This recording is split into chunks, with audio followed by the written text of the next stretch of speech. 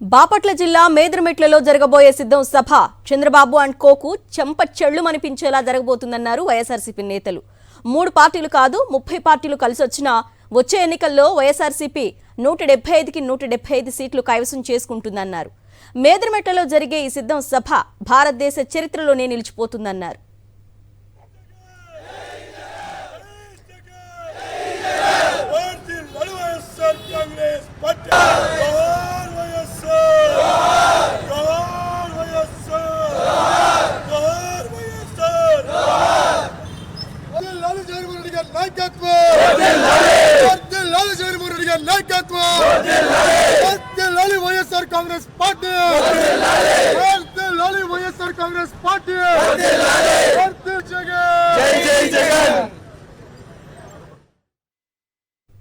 దీనిపై మరింత సమాచారాన్ని గుంటూరు నుంచి మా ప్రతినిధి అశోక్ అందిస్తారు.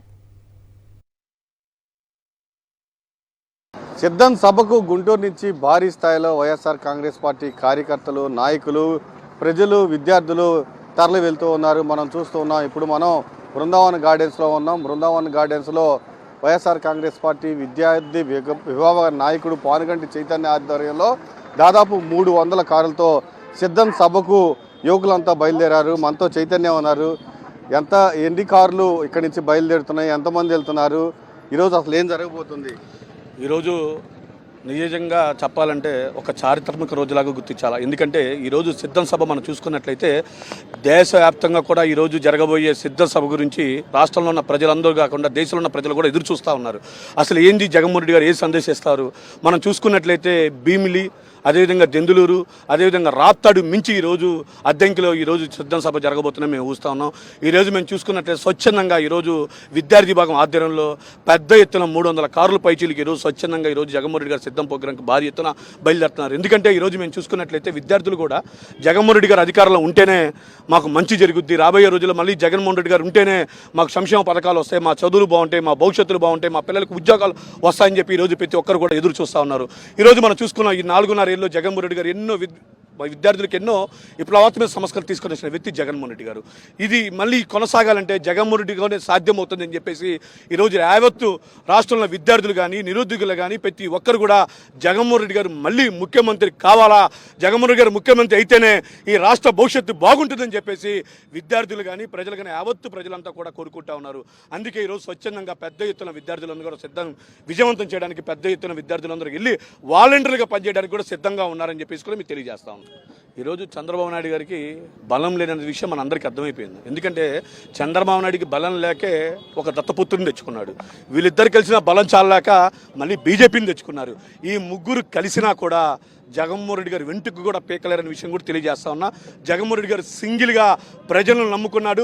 ప్రజల మద్దతుతో 175 వైనాట్ 175 జగన్మోహన్ రెడ్డి గారు రాబోయే ఎన్నికల్లో 175కి 175 స్థానాలు సాధిస్తున్నారని కూడా విషయం చెబుతా ఉన్నా.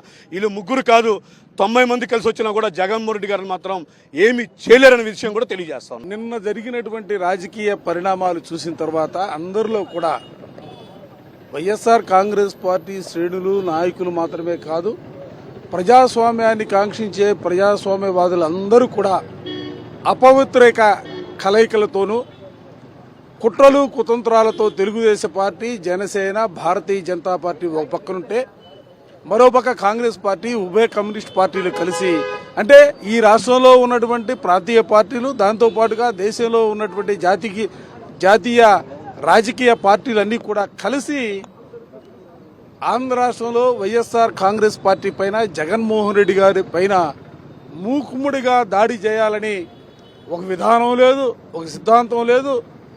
కేవలం జగన్మోహన్ రెడ్డి గారిని ముఖ్యమంత్రి పదవి నుంచి తొలగించాలనే ఒక ఆలోచనతో వాళ్ళు కలుస్తున్నటువంటి కలయిక చూసిన తర్వాత ఇవాళ ప్రజలందరూ కూడా కలిసిపోతా ఉన్నారు. వైఎస్ఆర్ కాంగ్రెస్ పార్టీతో కలిసి ముందుకు సాగాలనే భావంతోనే ఇవాళ గుంటూరు నగరంలో మాత్రమే కాదు, జరుగుతున్నటువంటి పాత జిల్లాలు గుంటూరు జిల్లా, ప్రకాశం జిల్లా, నెల్లూరు జిల్లా ఏ ఒక్కరిని కదిలించినా కూడా జగన్మోహన్ రెడ్డి గారి సిద్ధం మహాసభకు వెళ్లాలా, ఆయనకి మద్దతు పెలకాలా.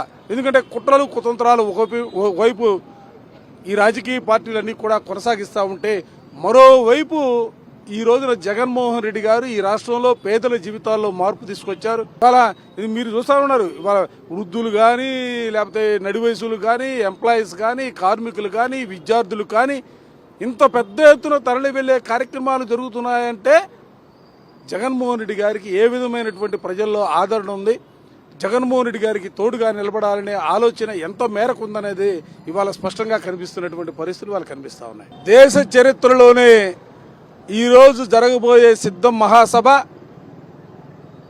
ఇవాళ కుట్రలు కుతంత్రాలకి కేంద్ర బిందువుగా ఉన్నటువంటి చంద్రబాబు నాయుడు అండ్ కోకి, అదేవిధంగా మరోపక్క కాంగ్రెస్ పార్టీకి అండ్ కోకి ఎవరైతే వాళ్లతో కలిసి వస్తాయన్నాయో వాళ్ళందరికీ కూడా వైఎస్ఆర్ కాంగ్రెస్ పార్టీ సమాధానం చెప్పే పరిస్థితి కాదు.